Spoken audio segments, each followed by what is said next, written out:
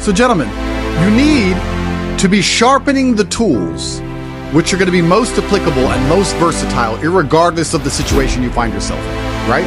There's a whole bunch of skills you can learn. Some are very specialized, but there are some skills which basically always pay off. And these should be your primary focus in improving because you're always going to need them. There's never a time when you won't need these skills, or it's very difficult to think of a scenario in which these skills will not be useful to you. That's why you should focus on them and hone them specifically. So gentlemen, you need to be sharpening the tools which are going to be most applicable and most versatile irregardless of the situation you find yourself in, right? There's a whole bunch of skills you can learn.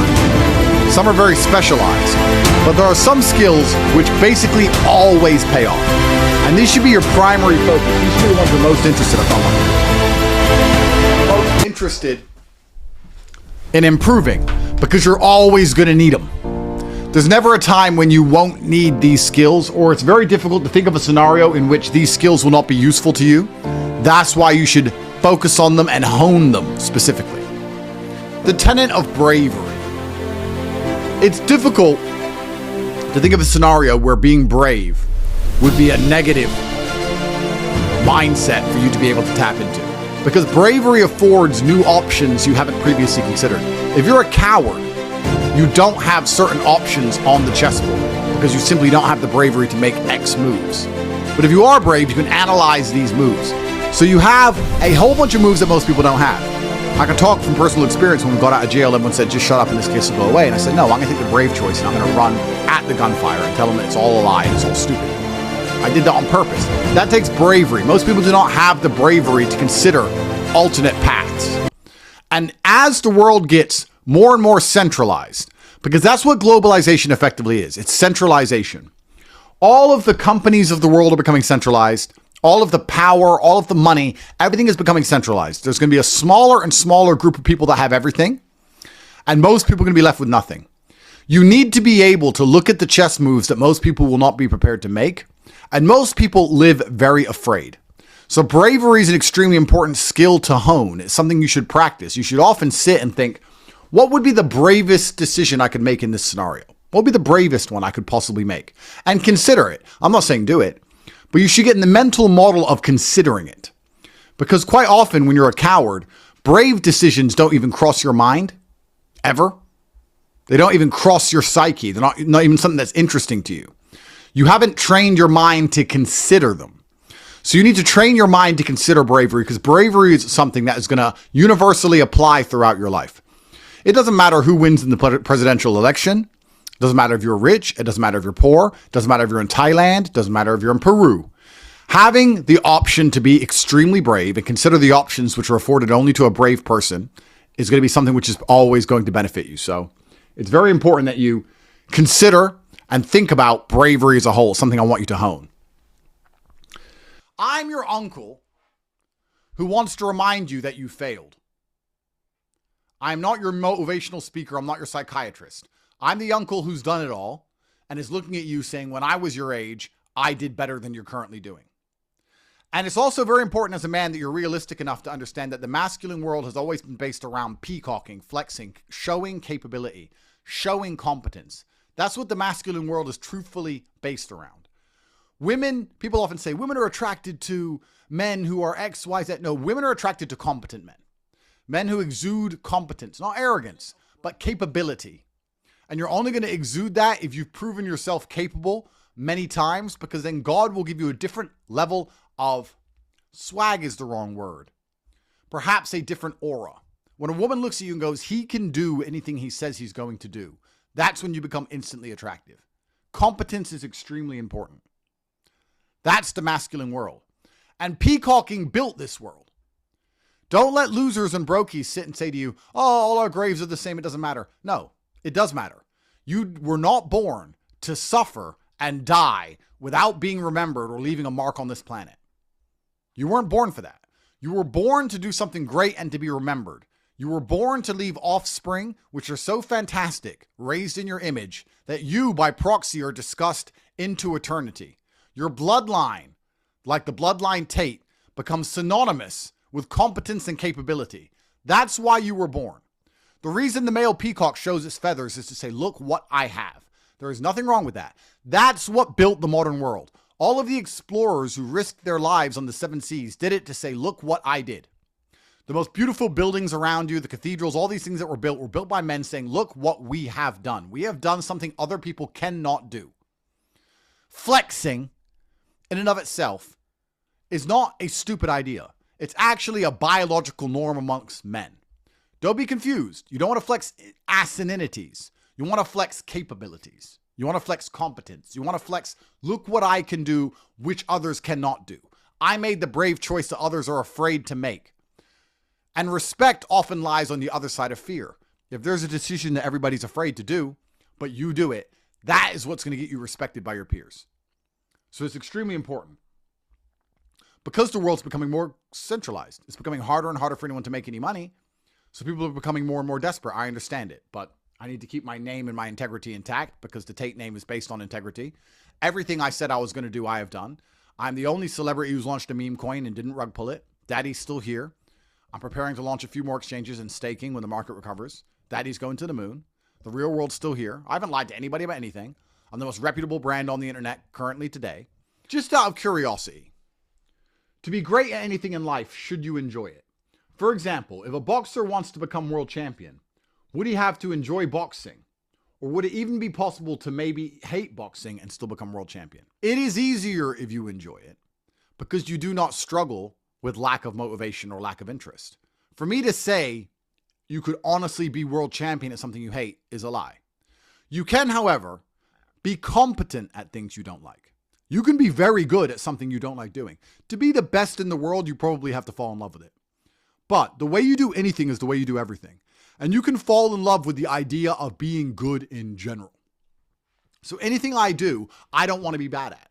I either don't do it or I try my very best all the time to become extremely good at it. I don't see the point in doing anything and being mediocre or being bad at it. What's the point? If I'm going to speak on podcasts, I want to be good at it. Anything I'm going to do, I want to be good at. Now, you should have enough respect for yourself that you're prepared to always put in the effort to give your best 100% because it is a habit. You should always give your best at anything you do. When you pick up a video game, you should give your best. When you drive a car, you should attempt to drive as efficiently as possible, using the brake as little as possible to not waste fuel, to make sure there's no close calls, no sudden braking. Most of you are just getting in your car and driving like a jackass from point A to point B, not trying to actually go, you know what, let me drive and pretend I have the queen in the back seat and I can't even brake suddenly. And I only have a fraction of fuel. How far can I go if I very smoothly, very calmly anticipate the traffic in advance, move my car in and out of the cars so I barely have to brake, keep moving slowly and smoothly? Let me try and get good at this. The way you do anything is the way you do everything. And it is a habit to be good at things. There's nothing wrong with just being good at things. To be the best in the world, you have to love it. That's true. But you're not going to love the majority of things you do. That's not realistic. The world's not going to afford you a life where everything you do you're in love with. In fact, you're going to end up doing a whole bunch of things you don't want to do. And the life hack is, if you enjoy getting better at things, then you can be doing something you don't want to do better than you previously done it. And now you enjoy doing it because you were more competent and more capable at said task. You are now better at said task. I'll give you a very simple example. Every morning I wake up and I drink 4 liters of water. I drink 4 liters. I have started timing myself. Why? Well, Tristan can down water like a fish. I've never seen anything like it. He can drink 2 liters of water in 3 or 4 seconds. I can't do that. And it bothered me. Now, will there ever be a scenario in the future where I need to drink 4 liters of water as quickly as possible? Probably not. I mean, I may get stranded in the desert. Who knows? But every single morning, I start off with a very simple competition. I wake up, I put a timer on, and I try and drink 4 liters of water as quickly as possible. And I've managed to reduce my time by half from when I started. Why? Is it even pleasant? No.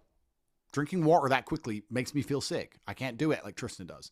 I just want to get better at it because I'm going to do it. I'm going to drink the water, so why not become as good as possible at drinking the water? There's just no reason not to.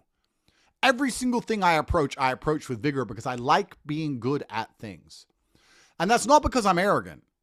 That's because I have enough respect for myself, and more importantly, I have enough respect for the people I love to know that I need to be good at things.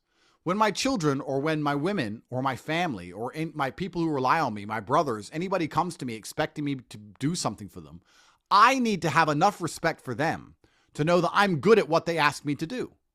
And if I don't know what they want me to do, or I'm not particularly good at it, I'm at least good at learning. You can become good at learning so that you learn things faster. Good at concentrating. Good at taking a scenario seriously. These are all basic life skills to go along with bravery. That's going to put you in a competitive